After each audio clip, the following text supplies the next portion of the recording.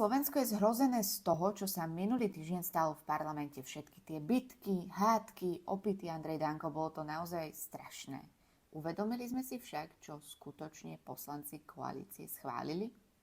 Minulý týždeň sme si medzi sebou zdieľali rôzne videá z bitky v Národnej rade, no ako si nám unikla pozornosť, pretože poslanci koalície minulý týždeň vytiahli motorovú pílu na demokraciu a právny štát. Poslanci vládnej koalície minulý týždeň schválili zákony, vďaka ktorým sa môžu ľudia ako Tibor Gašpar vyhnúť spravodlivosti. Naša pozornosť však mierila inám, a to na bitku, ktorú strhol aj Igor Matovič, čo je celkom veľká škoda, pretože tento zákon, ktorý schválili, je skutočne veľký prúser. Čo to škubeš?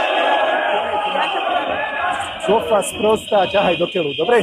Ty si sprostý a ty si... Počúvaj, ty mafoš, skončíš v base tak či tak, sa tomu nevyhneš. Aj tak skončíš v base, ty vagabund, mafiánsky hajzel.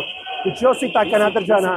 Dnes mafia nenosí zlaté hodinky či rozťahané tepláky, väčšinou nosí drahé obleky, má zaplatených drahých právnikov a má prístup do parlamentu, kde si schvaľuje zákony, ktoré sú šité na mieru.